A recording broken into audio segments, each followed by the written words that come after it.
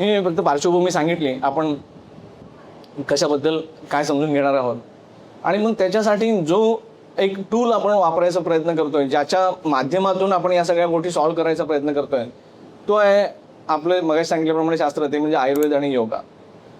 पण आयुर्वेद आणि योगा याच्याबद्दल आपल्याला किती माहिती आहे? तर बऱ्याच जणांना वाटेल की नाही, मला भरपूर माहिती आहे. आयुर्वेद भारतात कोणाला माहिती नाही असं कोणी आहे का? आहे, म्हणजे सगळ्यांना माहिती नक्कीच आहे. आयुर्वेद एक शास्त्र आहे, ते काहीतरी एक म्हणजे शास्त्र आहे की नाही असं नाही, पण आयुर्वेद म्हणून काहीतरी आहे, ज्याचे काहीतरी औषधं असतात, ज्याला काहीतरी ट्रीटमेंट दिली जाते वगैरे वगैरे. काय आहे ते आपण थोडक्यात बघूया. मी वरती वाक्य लिहिलंय, आयुर्वेद काय आहे? उत्पादने की विज्ञान. असं म्हणायचा उद्देश असा की most of the times Ayurveda हा उत्पादनाने ओळखला जातो. आयुर्वेद म्हणजे च्यवनप्राश, आयुर्वेद म्हणजे आवळा ज्यूस, आयुर्वेद म्हणजे ॲलोवेरा ज्यूस, आयुर्वेद म्हणजे पेपरात आलेले लेख, आयुर्वेद म्हणजे गुगल, आयुर्वेद म्हणजे व्हॉट्सॲप आलेले बरेचसे काही वेगवेगळे उपचार. इथंपर्यंत हे संपतं जवळजवळ. म्हणजे आयुर्वेद याच्या पलीकडे आहे असं बहुतांशी लोकांना माहिती नाही आहे. पण मुळात आयुर्वेद हा पहिल्यांदा हे समजून घेतलं पाहिजे, Ayurveda is a science. It's a medical science आणि life science. More than medical science, it's a life science. म्हणून त्याचं दोन शब्द आहेत, आयु आणि वेद. आयु म्हणजे लाईफ आणि वेद म्हणजे त्याचं ज्ञान.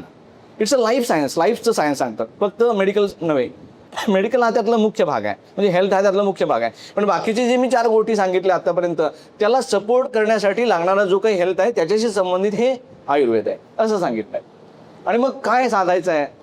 धर्म, अर्थ, काम आणि मोक्ष. मगाशी जे मी सांगितलं त्याला फोल्ड करून फक्त सांगितलं याच गोष्टी आहे. धर्म म्हणजे आपण करणारी कर्तव्य, आपल्याला काय करायचं आहे ते. अर्थ म्हणजे वेल्थ जमा करणे किंवा इच्छित गोष्ट प्राप्त करणे. आणि काम म्हणजे इच्छित गोष्ट प्राप्त करणे, अर्थ म्हणजे वेल्थ जमा करणे, आणि मोक्ष म्हणजे हे सगळं झाल्यानंतर हे सगळ्याला कुठेतरी आपण याच्यातून डिटॅच होणे आणि मग परावृत्त होऊन निघून जाणे म्हणजे मोक्ष. उदाहरणार्थ, परवाच आंबेडकर जयंती झाली. आंबेडकरांनी एक मोठा धर्म स्वीकारला, तो म्हणजे बौद्ध धर्म. तसंच जितोचे लोक आहेत त्यात भगवान महावीर. ही जर उदाहरणं बघितली तर या लोकांनी काय केलं? तर या लोकांनी केवळ ज्ञान प्राप्त केलं. केवळ ज्ञानचा अर्थ काय? जगातलं सगळं ज्ञान प्राप्त केलं आणि ते असंच्या असं जसं आहे तसं प्राप्त केलं. म्हणजे एक दोरी दिसते मला, ती दोरी आहे का तो साप आहे ही संदिग्धता असू शकते. ही कसलीही संदिग्धता नसता त्यात ॲश्युअर्ड असं जे नॉलेज आहे ते ज्ञानी मिळवलं म्हणजे केवळ ज्ञान प्राप्त केलं. ते एनलायटन झाले. त्याच्यानंतर त्यांनी काय केलं? त्याच्यानंतर ते मोक्षाला गेले? नाही गेलं. त्याच्यानंतर त्यांनी जनकल्याण केलं. ते सगळं ज्ञान त्यांनी लोकांच्यापर्यंत दिलं आणि त्याच्यानंतर मग ते इथून निघून गेले. तोपर्यंत ते गेले नाही. सारांश असा किंवा संदेश असा की जे काही आपण मिळवतो, ज्ञान असेल, संपत्ती असेल, काही असेल, पण जाताना त्याच्या आधी लोककल्याणार्थ आपण काहीतरी करूनच इथून जायचं म्हणजे मोक्ष. ह्या सगळ्या गोष्टीचा बॅलन्स साधणे हे आयुर्वेदाच्या, जर समजा एका मेडिकल सायन्सच्या पहिल्या चॅप्टरमध्ये जर हे सांगितलं असेल की तुम्ही मोक्ष कसं प्राप्त करायचा, तुम्ही त्याची व्याप्ती समजू शकता हे मेडिकल सायन्स काय लेवलचं असू शकेल. आणि मग तो वेगळा कसा आहे इतर सायन्सपेक्षा? कारण याच्यामध्ये फक्त मी मगाशी म्हटल्याप्रमाणे फक्त समजा तुम्ही माझ्याकडे आला की माझी कंबर दुखते, माझी पाठ दुखते, मला तेवढंच बघून चालत नाही. म्हणजे कंबर दुखते म्हणजे कमरेत इंजेक्शन देतो, मान दुखते म्हणजे मानेत इंजेक्शन देतो आणि तुमचं दुखणं गेलं की झालं. मला बाकीच्याशी काही घेणं नाही. तुम्हाला डायबिटीस आहे, BP आहे, मला याच्याशी काही देणं नाही. असा आयुर्वेद नाही. मला तुमच्याबद्दल सगळं समजून घ्यावं लागतं. मला तुमचं टोटल हेल्थ समजून घ्यावं लागतं आणि मग त्याचे कनेक्शन लावावे लागतात की कुठल्या गोष्टीचा परिणाम काय झाला आहे आणि म्हणून तुमची कंबर दुखते का पाठ दुखते हे ठरवावं लागतं आणि त्याच्या एका मुळाला यायला लागतं. त्याला म्हणतात आयुर्वेद, त्याला म्हणतात समग्र दृष्टिकोन. दुसरा महत्त्वाचा भाग म्हणजे मगाशी मी पहिल्यांदा सांगितलं की आयुर्वेद हा वेलनेस आणि इलनेस दोन्हीवरती फोकस करतो. तो कधीच फक्त इलनेसवरती आजारी पडा मग मी तुम्हाला बघतो असा त्याचा उद्देश नाही. आजारी पडू नका याच्यासाठी तो वेगवेगळे एज्युकेशन देतो, वेगवेगळी दिनचर्या सांगतो, ऋतुचर्या सांगतो, तो सण तयार करून देतो. म्हणून काय होतं, त्या सणांच्या माध्यमातून आपण तो आयुर्वेद आपण फॉलो करतो. ते आपल्या संस्कृतीत रुजतं आणि त्या सणांच्या माध्यमातून ते करतं. ते आपण पुढे सांगतो मी तुम्हाला कसं ते. आणि सगळ्यात महत्त्वाचं म्हणजे आयुर्वेदाची सगळ्यात मोठी स्ट्रेंथ आहे आणि ते वेगळे पण आहे ते म्हणजे त्याचे डिटॉक्सिफिकेशन प्रोसेसमध्ये. डिटॉक्सिफिकेशन शरीराची शुद्धी होणं, शारीरिक आणि मानसिक, याच्यासाठी वेगवेगळे जे प्रकार सांगितले ते फक्त आयुर्वेदात सांगितले, योगामध्ये सांगितले. ते इतर कुठल्याही सायन्समध्ये, कुठल्याही मेडिकल सायन्समध्ये आज सापडत नाहीत. म्हणजे डिटॉक्स चहा पिणे म्हणजे आपण डिटॉक्स होऊन जातो असा त्याचा अर्थ नाही आहे. डिटॉक्सिफिकेशनला खूप एक मोठी व्याप्ती आहे. मी मुंबईत पण प्रॅक्टिस करतो, बँड्रामध्ये. मी त्यांना म्हणलं आपण तुमचं डिटॉक्स करूया. ते म्हणजे मी रोजच करते. रोज काय करतात, रोज सकाळी डिटॉक्सचा चहा घेते, असा गैरसमज आहे डिटॉक्सिफिकेशनच्या बाबतीत. तर त्यांच्या खूप वेगळ्या प्रोसेस आपण ते पुढे बघूया. हे सगळे आयुर्वेदाचे वेगवेगळे अंग आहेत आणि हे वेगळे पण आहे आयुर्वेदाचं. मी ह्याबद्दल बोललोय ऑलरेडी की व्याधीच्या पलीकडे आयुर्वेद विचार करतो. पहिल्यांदा आपण व्याख्या काय आरोग्याची हे समजून घ्या. आयुर्वेदाची व्याख्या अशी आहे आरोग्याबद्दल, ती फक्त शारीरिक नाही आहे, ती शारीरिक, मानसिक, सामाजिक आणि स्पिरिच्युअल म्हणजे अध्यात्म या सगळ्या लेवलचं आपलं जे आरोग्य आहे ते सांभाळायला पाहिजे असं सांगतो. म्हणून आयुर्वेदामध्ये काही गोष्टी सांगितल्या की जिथं असं सांगितलं त्यांनी सोशल एटिकेट सांगितलं. म्हणजे आपण 4 लोकांत ज्यावेळेला जातो बसतो त्यावेळेला तिथं कसं बसायचं आणि कसं उठायचं आणि तिथे काय करायचं आणि काय नाही करायचे याचे सुद्धा एटिकेट्स एका मेडिकल सायन्समध्ये दिलेले आहेत. कारण तुमचं सामाजिक स्वास्थ्य त्याच्यावरून दिसतं, सामाजिकली बाबतीत तुमचं भान किती आहे हे कळतं आणि त्याच्यातून तुमची प्रगती होते, तुमचं कर्तव्य साधलं जातं आणि मग तुमचं आरोग्य चांगलं राहू शकतं. आणि मग आयुर्वेदाची निरोगी व्यवस्थापन पद्धती काय आहे? पहिली गोष्ट म्हणजे आजारी पडू नये म्हणून निरोगी जीवनासाठी आपण काय करायला पाहिजे, त्याच्यासाठी मग म्हटल्याप्रमाणे दिनचर्या, ऋतुचर्या, सण आणि सदवृत्त. दिनचर्या म्हणजे सकाळपासून रात्रीपर्यंत आपण आपलं जीवनशैली कशी असली पाहिजे, काय केलं पाहिजे, कधी केलं पाहिजे आणि काय नाही केलं पाहिजे.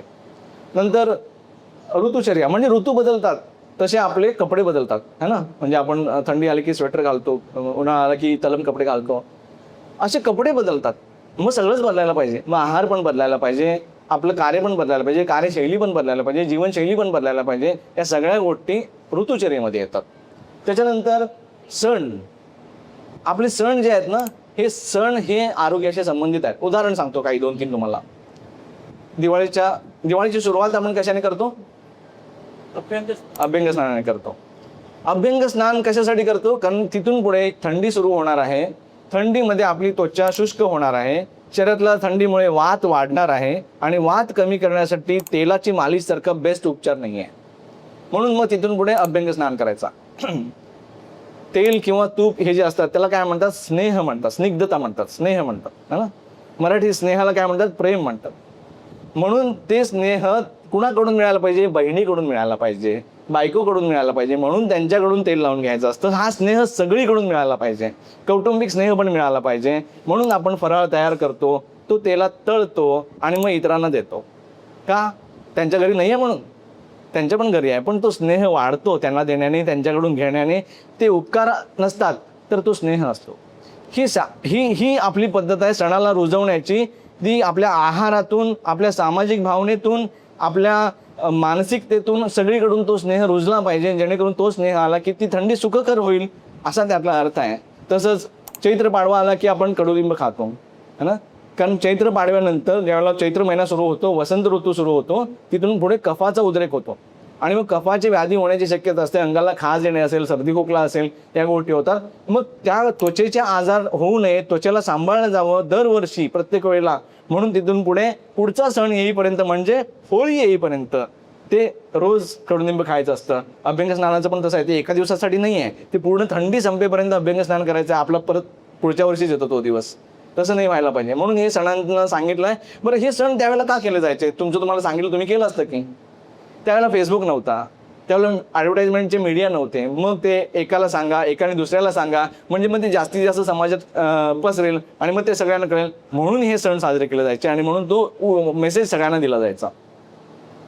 मग असे म्हटल्याप्रमाणे सद्वृत्त म्हणजे आपण आपल्या समाजामध्ये आपल्या स्वतःसाठी आपण कसं चांगलं वागू शकतो, इतरांशी कसं स्नेह ठेवू शकतो, इतरांना कसं चांगली वागणूक देऊ शकतो, याच्याबद्दलचे जे एटिकेट्स आहेत ते म्हणजे सद्वृत्त.